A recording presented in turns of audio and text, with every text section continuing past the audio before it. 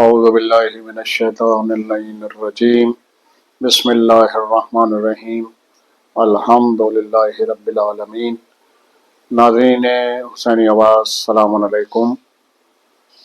مجھے آج بانیان چینل کی جانب سے یہ حکم ہوا ہے کہ توبہ کے سلسلے میں کچھ تھوڑی سی گفتگو کی جائے۔ ظاہر ہے کہ توبہ اللہ کو بڑی پسند ہے۔ ہم سب گناہوں میں ملوث ہیں اور توبہ کا دروازہ پروردگار عالم میں اس وقت تک کھلا ہوا ہے انسان کے لیے کہ جب تک موت کے فرشتے کا منہ نہ دیکھ لے، یعنی انسان کی آخری سانس تک جب تک کہ ملک الموت کو انسان دیکھ نہ دے، اس سے پہلے توبہ کا انسان کے لیے دروازہ کھلا ہوا ہے۔ اور انسان کی توبہ کے لیے وہ جذبہ ضروری ہے کہ انسان دل سے نادم ہو اپنے گناہوں کے اوپر، جو گناہ وہ کر چکا ہے ان گناہوں کی توبہ کرے اور آئندہ ان گناہوں کا ارتکاب نہ کرے، اور جب تک اس کے دل اور ذہن میں اس گناہ کی لذت کا احساس باقی رہے گا، وہ توبہ صحیح معنوں کے اندر توبہ نہیں ہے۔ تو توبہ کے لیے ضروری ہے کہ انسان دل کی گہرائیوں کے ساتھ میں اپنے کیے ہوئے پر شرمندہ ہو اور اللہ سے استغفار کرے۔ اس سلسلے میں رسول ترک کا واقعہ اپنے بچوں کے لیے پیش کرنا چاہتا ہوں۔ رسول ترک ایک بہت ہی ایسے انسان تھے کہ جو ہر طرح کے گناہوں میں ملوث تھے، یہاں تک کہ ایسے گناہان کبیرہ میں بھی ملوث تھے۔ اب ظاہر ہے کہ میری زبان اجازت نہیں دے رہی ہے کہ میں بڑے تکلف کے ساتھ ان الفاظ کو ادا کر رہا ہوں۔ ایسے گناہوں میں بھی ملوث تھے کہ جس کے لیے شریعت کا حکم یہ ہے کہ اس گناہ میں اگر انسان ملوث ہو تو اس پر سلام بھی واجب نہیں ہے، سلام بھی نہیں کرنا چاہیے، مثلا شراب نوشی وغیرہ۔ تو رسول ترک بڑے بدنام تھے اس سلسلے کے اندر، اور ان کا باقاعدہ دوستوں کا ایک گروہ اور گروپ تھا کہ جیسا ایسے لوگوں کا ہوتا ہے، اور وہ اس طرح کے گناہوں کے اندر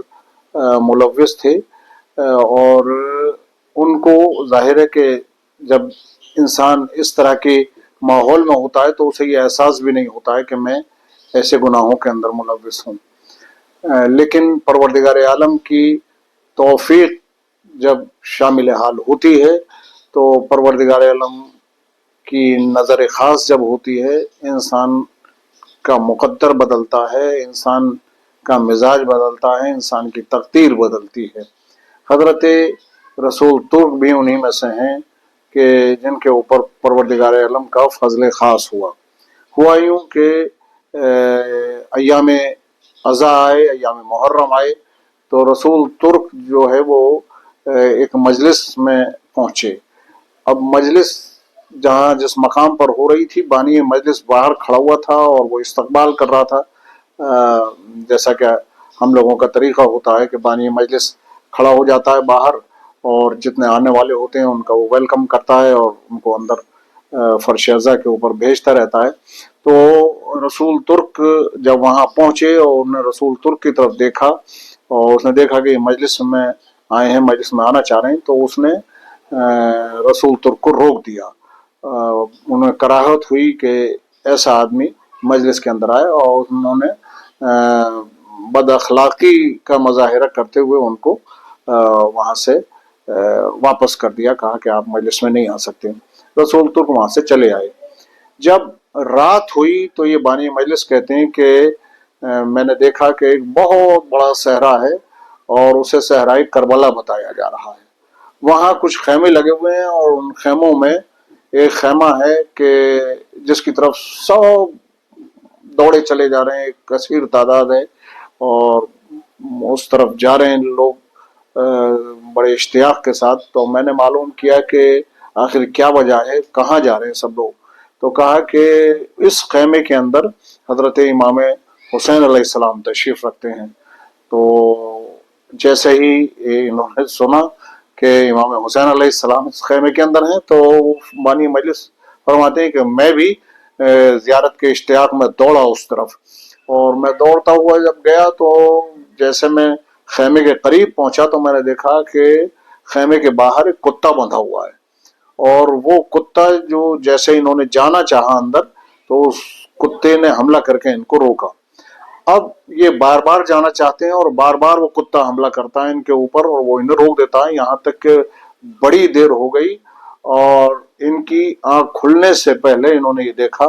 कि जब गौर किया इन्होंने उसके चेहरे मोहरे की तरफ तो देखा कि ये तो इस कुत्ते की शक्ल रसूल तुर्क से मिलती हुई है,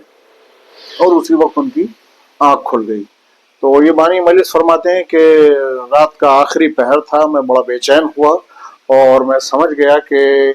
मौला को ये बात नागवार हुई है कि मैंने रसूल तुर्क को मजलिस में आने से रोका। फर्श अज़ा आम है, फर्श अज़ा हर मोमिन के लिए, चाहे वो गुनाहगार हो या कोई भी हो, किसी मसलक से ताल्लुक़ रखता हो। ये तो ऐसी यूनिवर्सिटी है कि जहाँ पर हर एक को बुलाया जाता है। तो उनको ये एहसास हुआ कि मैंने क्योंकि रसूल तुर्क को मजलिस में आने से रोक दिया तो मुझे तंबीह की गई है इस तरफ। चुनाचे ये कहते हैं कि जैसे रात गुजरी और सुबह हुई तो मैं रसूल तुर्क की तलाश में निकला, मैं फौरन बेचैनी के साथ, और मैंने जाके देखा एक जगह पे रसूल तुर्क बैठे हुए थे अपने दोस्तों के साथ में और उसी तरह के कामों में मुलव्विस थे। तो मैंने जाकर सलाम किया, उसने सर उठा कर देखा रसूल तुर्क ने, और रसूल तुर्क ने जिस वक्त सर उठा के देखा तो इनको देखा तो जाहिर है कि रात की तलखी जरा सा जहन के अंदर थी। तो इन्होंने जब सलाम किया तो उन्होंने बड़े नागवारी के साथ जवाब सलाम दिया, और जब जवाब सलाम इन्होंने दिया जैसे ही उस रसूल तुर्क ने, तो ये उनके कदमों में गिर गए रसूल तुर्क के। अब इससे एकदम और लोग भी मुतवज्जे हुए और जनाबे रसूल तुर्क जो थे वो एकदम खड़े हो गए। उन्होंने कहा कि क्या बात है, आप क्यों मेरे पैरों में गिरे? तो इन्होंने कहा कि भाई मुझे आप माफ कर दीजिए कि मैंने रात को आपको मजलिस में आने से रोक दिया, और मैंने ये देखा कि इस तरह से सहराए करबला है और सहराए करबला के अंदर सैयद शोहदा का खेमा है, उसके बाहर एक कुत्ता बंधा हुआ है, और जब मैंने गौर किया तो उस कुत्ते की शक्ल में मैंने ये देखा कि आपसे शबाहत है उसकी, और मैं ये समझता हूँ कि ये मुझे तंबीह हुई है कि मैंने आने से क्यों रोका, कितना ही बदकिरदार कोई आदमी हो। बस जैसे ही रसूल तुर्क ने ये सुना तो उसी वक्त वो चीख चीख कर रोने लगे, अपना उन्होंने मुंह पीट लिया और कहा कि अच्छा, क्या मेरे मौला ने मुझे अपना कुत्ता मंजूर कर लिया है? और उस वक्त से जो हजरत रसूल तुर्क ने तौबा की तो इंतहाई मुकद्दस और इंतहाई परहेजगार शख्स बने कि फिर उनकी जिंदगी में कोई गुनाह उनसे बज़ाहिर नहीं हुआ, और फिर इस मकाम पर पहुंचे कि जनाब मासूम कुम के बाहर जो कब्रिस्तान है उस कब्रिस्तान में आपकी कब्र मौजूद है और उस कब्र पर लोग जियारत के लिए जाते हैं। ये रसूल तुर्क का वाक़या है कि जिन्होंने अपनी तौबा से अपना मकाम इस कदर बुलंद किया। परवरदिगार आलम हम सबको भी इसी तरह से तौबा की तौफीक अता फरमाए, गुनाहों से बचने की तौफीक अता फरमाए, और हम सबको अपने गुनाहों की तरफ मुतवज्जे होने की और गुनाहों से बचकर जिंदगी गुजारने की तौफीक अता फरमाए, और हमें अपने इमाम ज़माना अलैहिस्सलाम की मोहब्बत में गुनाहों से दूर रहने की ताकत और तौफीक अता फरमाए, और हमें अपने इमाम ज़माना अलैहिस्सलाम का वफादार बनाए।